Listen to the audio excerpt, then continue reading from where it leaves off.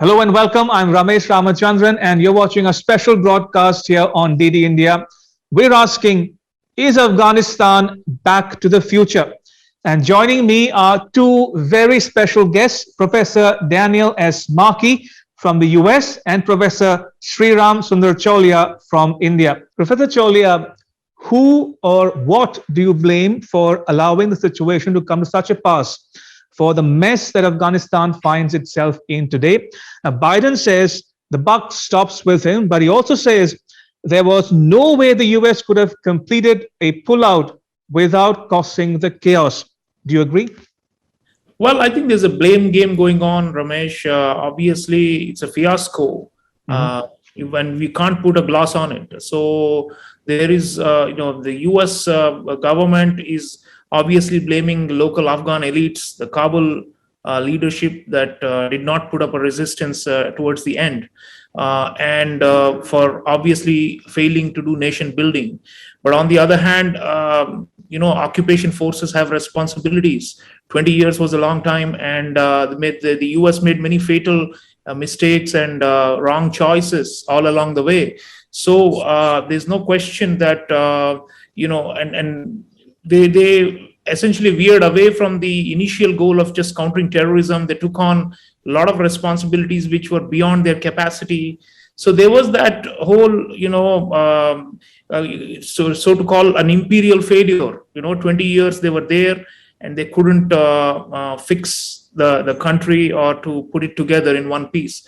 So definitely, whenever you talk of fragile states, it's a mixture of venality and corruption and irresponsibility of local elites and their foreign patrons. I think there's no two ways. You can't just do one or the other. It's got to be a mixture of the two. And there was a symbiotic relationship between the Kabul elites and the US for a long time. And then at the end, Washington just cut loose and ran. So leaving these people high and dry and with no basis to be able to sustain this house of cards.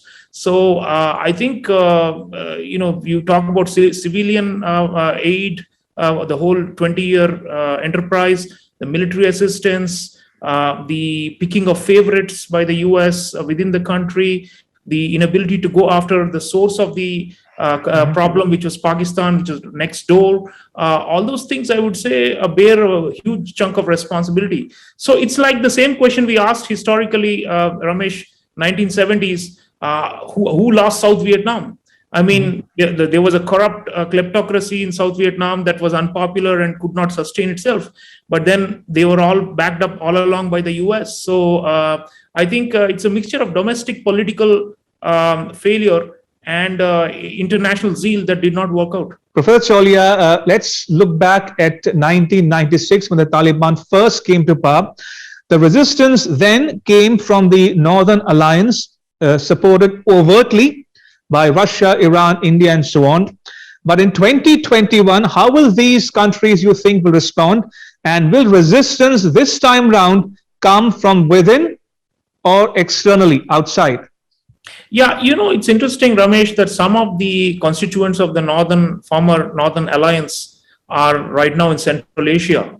General Atta Noor and General Marshal Dostum and all these famous warlords belonging to Tajik and Uzbek communities have fled, and they are not the types who would want to sit out of Afghanistan. I mean, they believe they're entitled to have a say in the internal affairs of the country, and they have had a long history of commanding thousands of forces who are very, very loyal to them. So they have gone, not just fled in person, but also taken a lot of hardware and their men. So I would assume that the posture of the Central Asian countries, especially Tajikistan, Uzbekistan, which adjoining northern Afghanistan, are going to be very critical. And indirectly, that means Moscow and Russia will be the key player, because in all these former Soviet republics, Russian influence is tremendous. And Russia is trying to claw itself back in there and to maintain its, so-called former Soviet sphere of influence. And I think President Putin will need to be a key player here. And from what I've seen, I think the Russians are obviously they have lines open to Taliban, but they also have to worry about the security of these former republics, which they treat as some like a client states. So they need to protect them and to ensure. In fact, the Russians did joint military exercises right on the Afghan border just a few weeks before the fall of Kabul. In the north, in the Central Asian republics, which means they were indicating that they would not want a spillover of these jihadis and these fights into the former Soviet region. So I think they will be key. Iran had earlier supported this Northern Alliance too, but now one hears that Iranians have already started doing fuel trade and such things with the new Taliban regime. And Iranians have cultivated some elements of Taliban in last few years. And some leadership. So I think there is not going to be the reconstitution of the same old Northern Alliance as it used to be. But like you mentioned, there are pockets of resistance, and some of them will want to come back. When they say inclusive government, everybody wants a finger in the pie.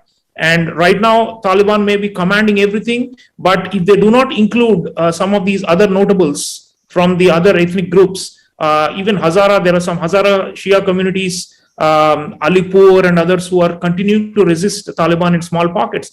So that could build up, as Dan is saying, power is like quicksand in Afghanistan. It quickly transfers, and before in a little while, you may look like you are supreme and you're commanding the whole place right now, but in 6 months or a year, you could just forfeit everything. So I think Taliban, if they have done their homework and if they have read their own historical mistakes, they're saying general amnesty, they are saying inclusive, but if will they really do it?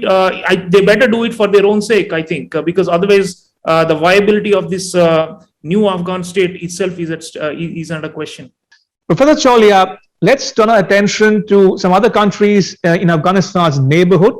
For instance, China. Now, we saw Chinese Foreign Minister Wang Yi host Mullah Abdul Ghani Baradar in China a few weeks ago. People are wondering, will China be among the first countries to recognize Taliban rule? What are China's interests really in that country? Does terrorism, for instance, emanating from Afghanistan worry China? Because we hear about the Turkestan Islamic Party or the Turkestan Islamic Movement, formerly known as the East Turkestan Islamic Movement, which is an Uyghur Islamist extremist group. So what do you make of China's play in Afghanistan? Well, in terms of grand strategy, Ramesh, I think the Chinese have always wanted to extend their Belt and Road initiative to Afghanistan, and to combine the CPEC, China-Pakistan Economic Corridor, which they are operating in Pakistan, and to take it further across the Durand Line. And the insecurity has been so tremendous, and the war and the fighting over the last several years, they couldn't do it. So I think they expect to invest, and put substantial amounts of money in return for guarantees of order and stability from Taliban. Mm-hmm. So, and Taliban, cash-strapped and fighting a very, very lone battle to resuscitate the collapsed economy and all that, they will need significant deep-pocketed international friends. And because much of the Western world will remain circumspect and will say that we will first judge you by your actions, I think the Chinese will be easier to manage for them, simply because China itself is a authoritarian state, and it doesn't have any human rights or other such liberal predispositions whatsoever. And the Chinese state media has been portraying Taliban as a freedom fighters and as nationalistic heroes who drove away the foreign Western imperialists. So in that sense, it's quite clear where their inclinations are. But I think the real question is whether they can manage these jihadis, like you mentioned, from crossing over, and whether Taliban can really control them. For example, if Taliban cannot stop ISIS Khorasan from carrying out a suicide bombing right in the heart of Kabul that killed like more than 200 people, can they stop ISIS or Al-Qaeda or other groups or East Turkestan Islamic movement from crisscrossing borders and doing all their mayhem in China and elsewhere in the region, or even Pakistan for that matter? Pakistan have been building that fence at the Durand Line, and in order to control the refugees and to prevent the Pakistani Taliban from gaining inspiration from Afghan Taliban. So whether Taliban can really assure all these countries that are favorably disposed to them, especially China and Pakistan, remains to be seen. I don't think they are in control yet, and it will be difficult. Border control and border management, especially Pakistan-Afghanistan border, which has always been porous, is a nightmare, and I don't think they can succeed there. So, Taliban cannot be trusted in the sense that they themselves are not a very monolithic entity, and they are really struggling to put everything together. So I think the prospects for these countries, China, Pakistan, you cannot really call them winners or victors, although some people are painting it. I think that's oversimplistic. Let's talk a bit now, if you will, Professor Chaulia, about Pakistan. Now, in your estimation, is the US going after the wrong enemy? Because is not Pakistan the villain of the peace, as it were? It supports terror groups in plain sight, and yet no one calls Pakistan's bluff. Yeah, Carlotta Gall wrote a book about this, calling it the wrong enemy, a few years ago. Yeah, in fact, I think the US, of course, knows the shenanigans and the double game that has come all the way since 2001, and since General Musharraf was in power, and even when civilian nominal civilian rule came about, it was clear that the military and the ISI, the Pakistani spy agencies, were running this huge racket across the border to try and destabilize and weaken the Afghan state.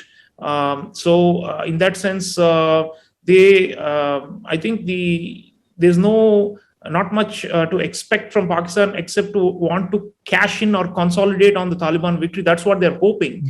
But like we talked about, there is a blowback, and Pakistan suffered a severe blowback already in the form of this TTP, Tehreek-e-Taliban Pakistan. They say that they have lost 70 or 80,000 people in their own war against terrorism inside Pakistan in the last 10-15 years. So the question really is, another inferno, is it being set up now to burst? Because the way the jihadists are all emboldened and feeling invigorated, I think there is no limit to their claims over any of these nation states. In fact, they don't believe in, some of these like ISIS and Al-Qaeda don't even believe that there is something called a Pakistan which is different from Afghanistan. For them, this is all Khorasan, which they have to conquer and establish Sharia and Nizam-e-Mustafa. So I think Pakistan has been playing with fire, and I think they have been burnt before. And I really hope that there is some pressure within Pakistan against the military establishment not to repeat the mistakes that they've done in the past. Because otherwise, we're going to see back to the future. Finally, Professor Chaulia, let's talk a bit, if you will, now about India. Now, many in India are still discussing about whether Indian government should talk to the Taliban or not. What did you make of the recent official contact, one which was acknowledged by New Delhi, between the Indian envoy to Qatar and the Taliban leader, Stanek Zai? Well, one has to be pragmatic. I mean, we have to work with whoever is in power. I mean, because we are not in a position to topple a regime or to, impose sanctions unilaterally. So if others are talking and others are communicating, especially in Qatar, so should we. I mean, and in fact, we had channels open even before they came to power. So, and we would like to see that what we spoke about earlier, a kind of a softened or a sobered down Taliban, which gives us assurances not to get involved in Kashmir. And they have said the right thing so far. Stanek Zai, one of their key persons, has even said that, we have nothing to do with Kashmir and we want to stay out of it. So if they remain neutral, I mean, they have been saying that India should be neutral and not take positions within the fragmented Afghan, factionalism. And in return, we would want them to be neutral, not to take sides with Pakistan against India. So I think if that is a kind of a rough agreement, and if it works out, we would like to restore our diplomatic presence on the ground there and to come back and to implement our projects. I mean, but a lot of ifs and buts, because the history shows if a Haqqani network is going to be dominant, many of the new cabinet ministers Taliban are apparently going to name are all from the Haqqani network, they have a long history of and a lot of Indian blood on their hands. So there is a limit to how far this pragmatic cooperation can go. But I think my view is it's not just India and Taliban; it's about India plus all its partners and Taliban. No, so we have to take a concerted decision based on regional and even extra-regional major powers, Russia, US, all of them, in consultation, because collectively only we can really create or at least force some kind of Taliban 2.0. Otherwise, it's a redux of the past. Right. On that note, Professor Maki and Professor Chaulia, thank you so much for making time for us here at DD India. Appreciate it.